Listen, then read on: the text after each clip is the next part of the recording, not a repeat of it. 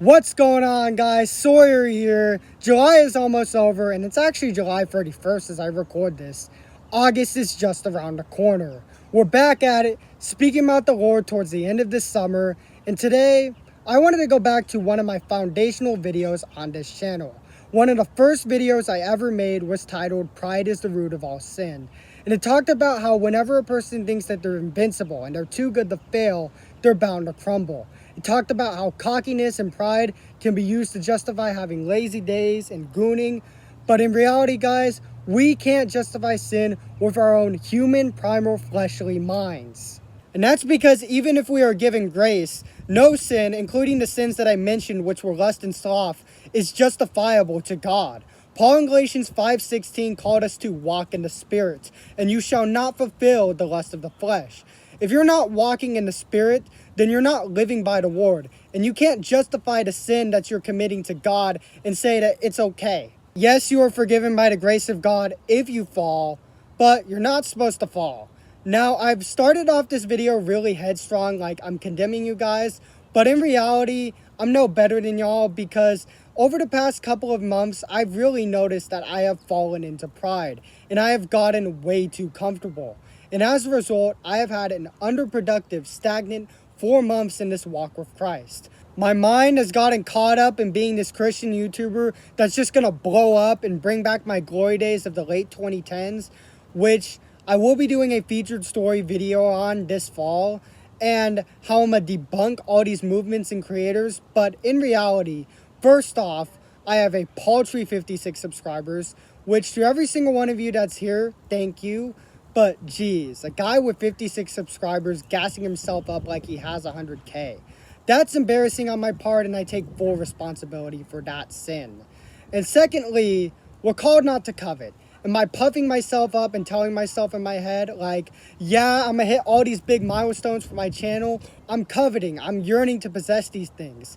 Things of which, in the end, wouldn't even be mine to claim, but they would all be granted to me by God. James in James 4:2 stated, "You lust and you do not have. You murder and covet and you cannot obtain. You fight and war, yet you do not have because you do not ask."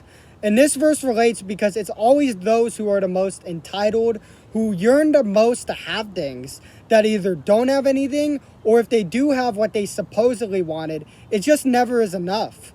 I mean, look at the red pill and self-improvement wave of 2022 and how much of a stock they put on materialism.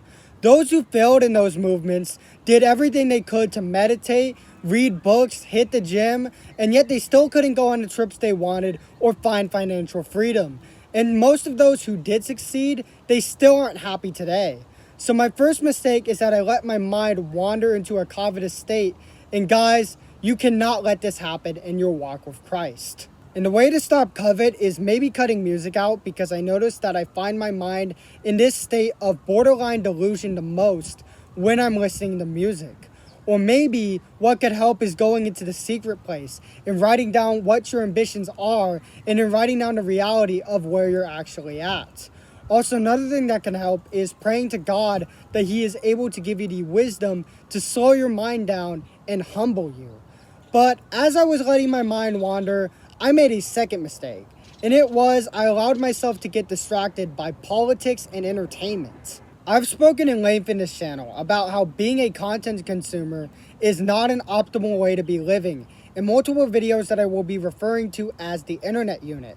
And while staying informed about current events is good if you want to be a creator who wants to speak out on certain topics that are going on in culture and society, it can also keep you away from being productive, and more devastatingly, it can keep you away from God. For me in particular, my mind got distracted in UK politics and all the madness that's going on over there right now. And being American, I shouldn't even be worried about what's going on there, but at the very least, I do plan on speaking on this channel about the Online Safety Act and how it relates to the downwards trajectory that I think that label-controlled country is going in soon. But the cost of keeping up with politics and entertainment is that I have fallen behind on both my fitness and my Bible readings. I still go to the gym 3 times a week, but I'll sometimes end up hitting ruts and missing 4 days straight. I can still read 2 passages of the Bible a week, but it would take me 2 weeks to get through entire chapters of John and Galatians, which is what I'm currently reading right now. And again, it's all pride because I think that because I've had a couple of good days, or, oh, it's just 8 a.m., so I still got all day, I use this as an excuse to slack off or focus on stuff that is BS. This is where Matthew 7:13 really comes into play, where Jesus stated, "Enter by the narrow gate, for wide is the gate and broad is the way that leads to destruction." When you focus and worry about all the broad things that are going on in the world, like in sports, laughing at the disaster that is late stage chance series Sheffield Wednesday, or what somebody said about this or that, you're wasting time. Because these things do not matter. I mean, with sport, it's entertainment. But if all your life is just invested into entertainment and politics, you get nothing done and you fall away from God. You are distracted from Him, you are turning away from God, you are walking the wide path. But God wants you on the narrow path.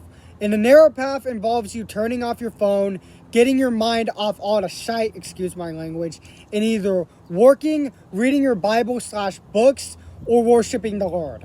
If you want more of an explanation on what specifically to do to walk the narrow path, I went into depth on my last video talking about what specific actions to do to grow closer to God, so go check that out if it's useful for you.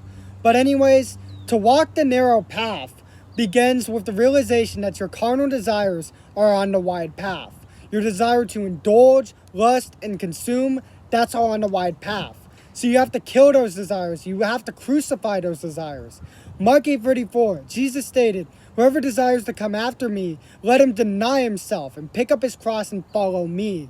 John 3:30, "He, as in God, must increase, but I must decrease." That was John the Baptist, by the way, letting Jesus take the forefront to baptize with the fire, where John continues to only baptize with water in the background. And I bring those verses up because the key to killing off the root to any sin or anything that you are struggling with in this spiritual journey is to kill off pride. And how do you kill off pride? By dying to yourself. You've noticed that you've wasted too much time trying to keep up with what's new on social media or with politics? Alright, internalize the fact that it's due to one of your blind spots with pride and also due to your overindulgence. Then, put down the phone and pick up the Bible. You realize that exalting yourself over God is not what you're called to do? Okay, write that down as one of your blind spots with pride and realize that it's God's will and not your own. And begin internalizing that realization. And let me take a step back for a second because really I shouldn't be just saying you in this concept, but I should really be saying we. Because I'm saying this to myself as well. I'm telling myself to stop getting too far ahead of things and to stop over-consuming social media. This video has taken many twists and turns, but I want to leave you guys off with this one verse. It's from John 8. So Jesus is being pressed by all the religious leaders, such as the Pharisees and the Sadducees, and they keep believing Jesus is possessed by some demon and isn't the Son of God.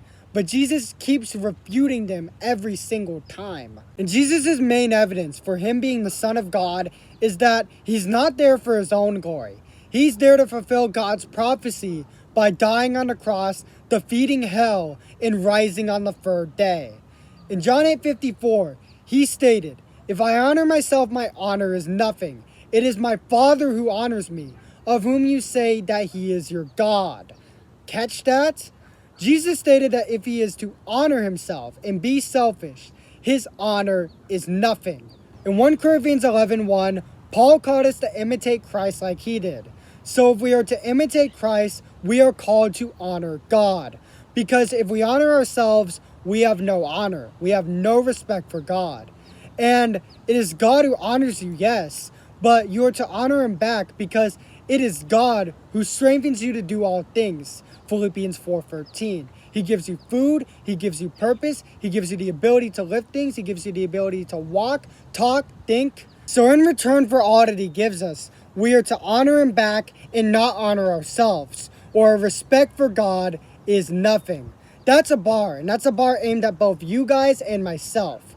We all fall short, for even a righteous man falls down 7 times and gets up 8.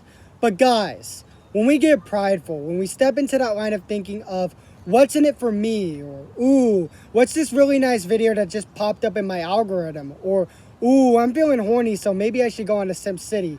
When we step into this kind of mindset, we are dishonoring and disobeying God.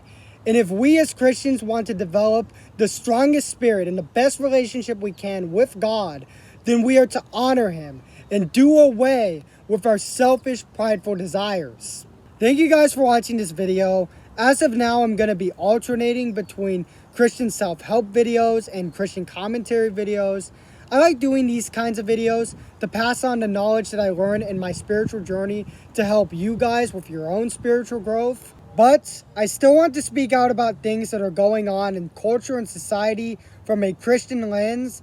And I warn you, my next video is going to get a little bit political. So if you don't like that kind of stuff, I highly advise you don't watch it. But if you're a fan of either my self-help videos or my commentary videos, like, subscribe, and follow me on my other socials for more. Stay safe, make smart decisions, be discerning, and most importantly, stay faithful.